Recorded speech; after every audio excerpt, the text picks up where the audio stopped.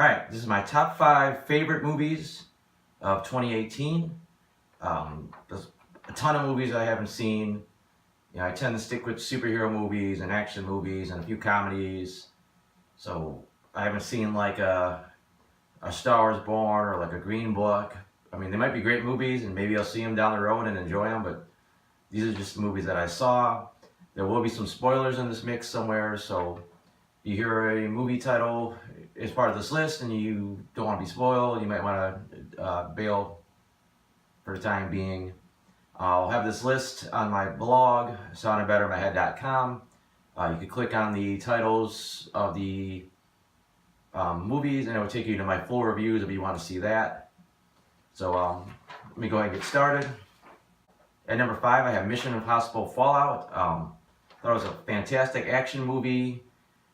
They did just an amazing job of just everything's always so clear and so in frame that you could just always make out what's happening. The fight scenes or the chases or the helicopter chases. Everything is just so well framed and choreographed.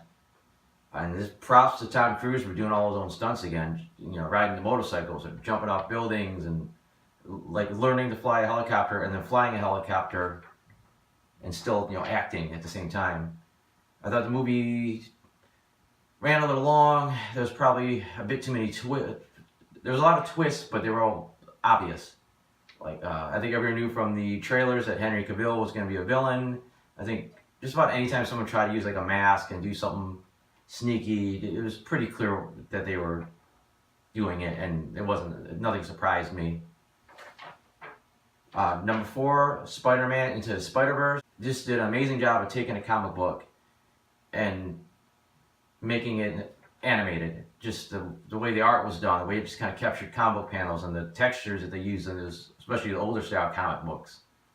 And the sound effects on the screen, like Spider-Man thwips his web and it really says thwip like on the screen. It's almost a little trippy sometimes, but it just works so well, and just great character arcs and a lot of emotional beats tied to Miles and Peter. I wish they would have added a little bit more to some of the supporting characters, like the Spider-Man Noir or the Penny Parker. You just don't quite get enough besides their gimmick. And then the Kingpin, the main villain, has a great motivation, but I just wish they would have delved into him a little bit more besides saying this is why he's doing it and he's just, gonna smash people until he gets it done. Just a little bit more into his psyche about how he misses his wife and kids. Didn't care for some of the character designs, particularly the Kingpin. He just looked like a big black block with like little hands sticking out and this little tiny head right in the middle. Love the Stan Lee cameo. It was very fitting. Post credit was really cool with the Spider-Man 2099, and then also Stan Lee evidently did the voice for the J. Jonah Jameson in that sequence, so that was really cool. Number 3, Black Panther. Another really original superhero flick, just a new spin on the genre. You got an African-based superhero and just a really interesting point of view that we haven't really seen yet. Particularly when you get to the villain Killmonger. It's a villain that you really want to hate because he's such an asshole, but he makes like a lot of good points, so you want to see him redeemed in the end, almost more than anything, but you kind of know he can't be redeemed. It's like Magneto, but just a little step too much of a dickhead. I thought the finale just got way too CGI. Both the Killmonger Black Panther and the regular Black Panther fighting, and everything's glowing, and it doesn't look real anymore, and the rhinos are running around trying to knock people over. Number 2, A Quiet Place, which is a really cool kind of horror sci-fi film, and just the way that they use sound, whether it's coming into play or coming out of play, it's such a unique experience.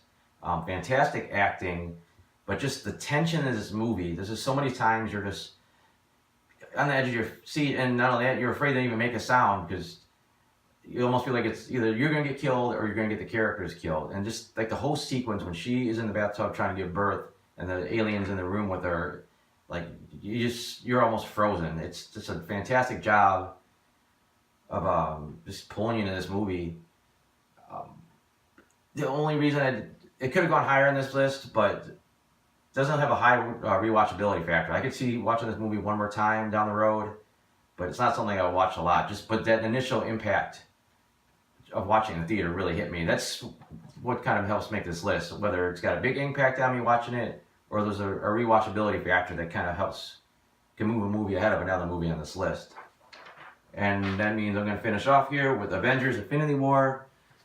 Just loved how they took all these characters and different storylines and all this stuff that's happened for the last 10 years of movies, and they worked so much of it together, and for the most part it meshes really well. I thought there was a few points where it went from kind of dark stuff to comedy a little too quickly, and it's some shift I didn't really care for. And not many characters got that much of a character arc, but it was really kind of Thanos' story, so that works. And then of course it leads to the ending, which I think stuck with me more than I thought it would, of all these heroes dying, even though they're probably almost all going to come back.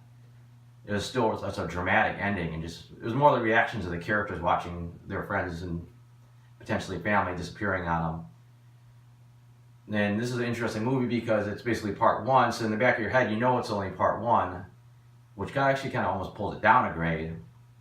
Now you got to see how it pays off in Avengers Endgame, because it's either going to elevate Infinity War to this like new level, or it's going to kind of drop it down. So they're going to have to finish the story. It's a really weird way of having to review a movie, but it is what it is at this point. And that's really about all I got. Thanks for watching.